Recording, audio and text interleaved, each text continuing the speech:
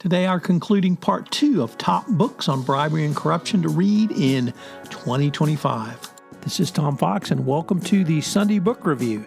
The Sunday Book Review is a book review where I curate 4 books on a specific topic for the compliance professional or the business executive. I know you'll enjoy it.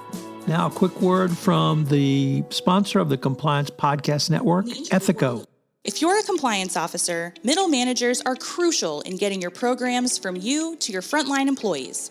But how do we activate those managers and get them on our side?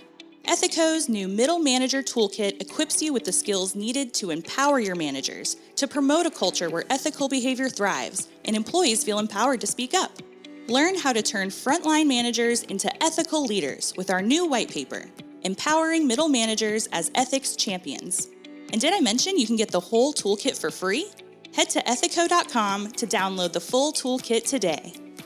We had such a great list of books to read from our resource for this episode, entitled The Best New Corruption Books to Read in 2025, found in the Book Authority, that I decided to do a second podcast on the books that they have suggested. First up, Procurement, Fraud, and Corruption by Stephen Tosh. Recognizing the significant amount of procurement, fraud, and corruption risks that are in an organization, this book tackles it head on and helps you understand the scope, scale, and creativity and risks which you can use to mitigate these risk management issues. The 4-pillar framework that the author develops has 16 steps to identify and prevent corruption and procurement fraud risk. You can plan and follow for a true process framework. Next up, Political Corruption and Corporate Finance by Quoc, Trung. And this is a taboo topic from the early 1990s, but now corruption has become an intriguing economic issue, attracting broad attention from both academics and practitioners. Political corruption and corporate finance is the first attempt to scrutinize the effect of political corruption on corporate finance. It provides readers with a comprehensive overview of corruption-related issues, theoretical and empirical studies. The last 3 chapters focus on how firms make financial decisions, the role of political corruption in corporate finance.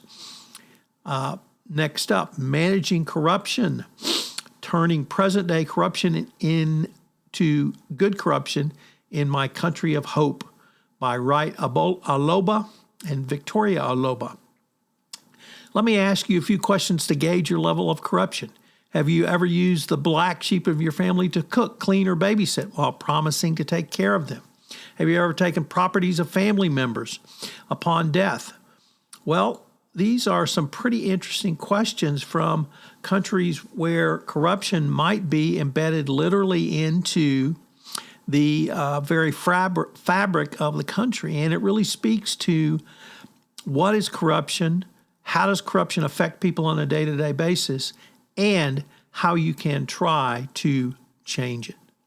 And our final story is Anti-Corruption and International Development by Ingrida, Kerusauskaite, although I'm sure I butchered that.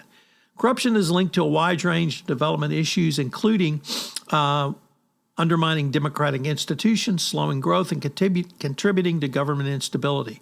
It's estimated it costs more than 5% of global GDP. Building on research on these cases, this book analyzes international anti-corruption interventions, and it shows it will be of interest to you as the anti-corruption compliance professional. I hope you will join us next week again, where we take up part 2 and explore 4 more books on bribery and corruption for 2025. Sponsor of the Compliance Podcast Network is Ethico, and Ethico has put together a manager's toolkit which you can provide to your managers to help them be more effective in a speak-up culture. It's available at no cost from Ethico. If you're looking to upgrade your compliance program in January, check out 31 Days to a More Effective Compliance Program, where each day I provide you 1 tip that you can utilize to upgrade your compliance program at little or no cost. 31 days. But speaking of books, if you like something new and different, check out the Compliance Kids series on Amazon.com, which explains compliance through the eyes of children. If you have a category of books you'd like explored on the Sunday Book Review, please shoot me an email at tfox@tfoxlaw.com. The Sunday Book Review is a production of the award-winning Compliance Podcast Network. This podcast is a part of the C-Suite Radio Network. For more top business podcasts, visit c-suiteradio.com.